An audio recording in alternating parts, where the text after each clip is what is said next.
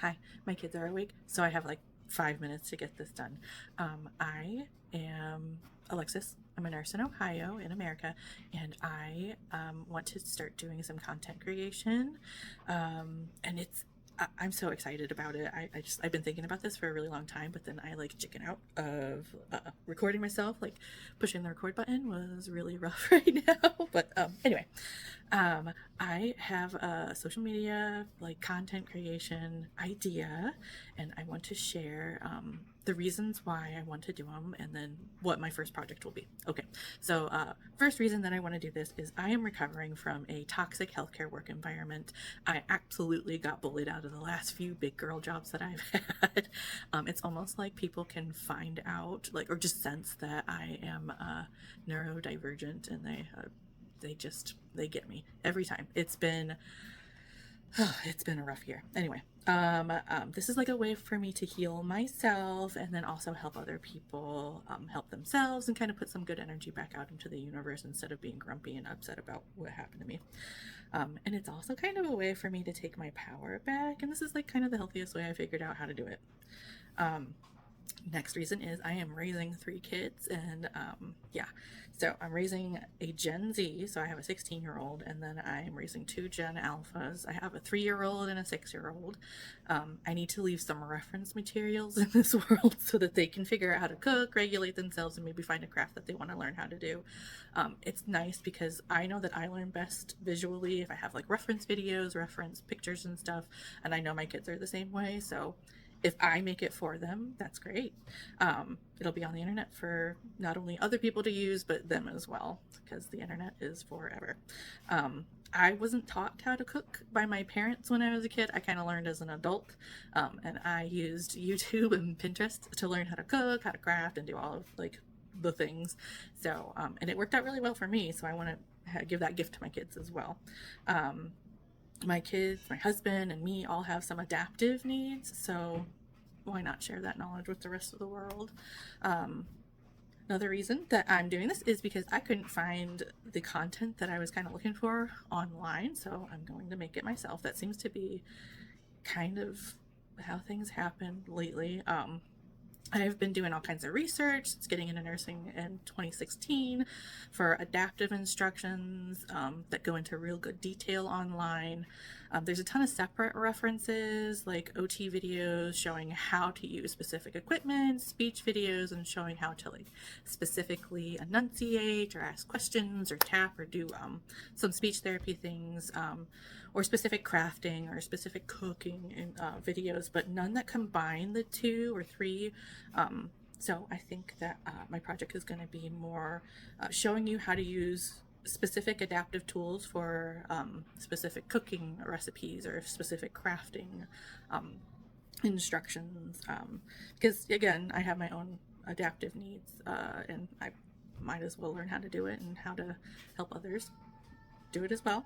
And then I also kind of want to show how to make some self-regulating tools. Oh my gosh, you can hear my kids in the background. They're ready to fight me. I need to make them breakfast. Next one. I love art. At some point, it was weaponized against me. It was initially one of my biggest coping mechanisms. Oh, there goes my dryer.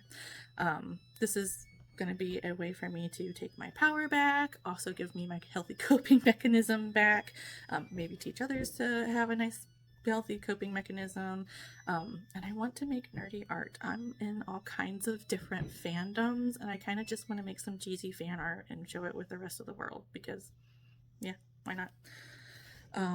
Next reason is I just want to help. I just want to help others help themselves. I want to show people how to incorporate speech into play. I want to show others how to incorporate occupational therapy. My kids are crazy.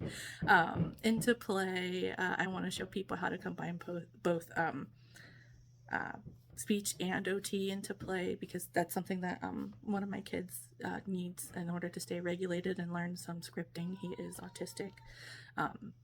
So yeah, I want to show others what my child's care team has shown me, and gosh, I'm so thankful for everything that they've done. I just want to share what they've helped me with and help my baby with. So I want to help everybody.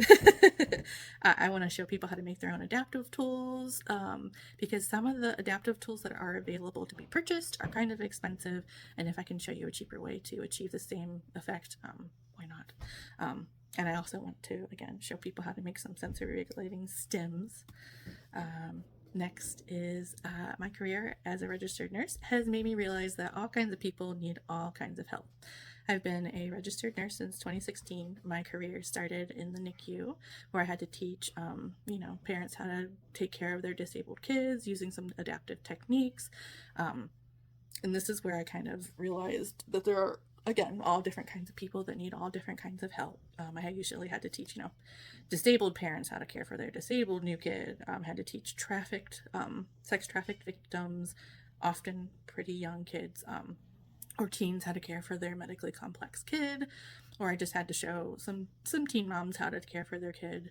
And I still want to help, people like that. I mean, they exist in the world. They deserve to exist in the world. A lot of their difficulties are circumstantial, and they deserve to live a happy, healthy life too. Let me help you figure out how to cook and how to craft and how to care for your kid. I also I had worked at a children's hospital where I kind of became acutely aware that teens or very young adults also had to raise their medically complex siblings. Different circumstances. There are people in the world that the media doesn't really talk about much. I became very aware of them, and they need help as well. I used to work outpatient with adults, and I worked with pulmonary disorders and cardiac disorders, and I learned that a lot of people have some, energy conservation needs. So I learned those techniques, and I want to share those with people that need to do that while they're cooking or cleaning or crafting or whatever. Right now I work with cancer patients, and that has been the one that has really shown me how much people need help and how our healthcare system isn't really set up yet to help as deeply as they need. So cancer is like a chronic illness. It can be debilitating by itself, but also the treatment is also debilitating. Chemotherapy is rough. And it's also a very big financial drain on families. So a lot of the cancer warriors are unhoused, mentally ill, and have very low support. So I want to put something on the internet that either caregivers or themselves or their care team, their social work team can reference, whatever, to help them. And okay, this is my last little bit. My first project will be showing cooking. I'm going to try to stick with some low-cost meals, foods that can be found on the WIC approved list, more cost-effective to help those on food stamps. We'll learn how to use the adaptive tools for specific recipes. We'll also learn how to make some adaptive tools, as well as use regular household items that can be used to adaptively prepare food.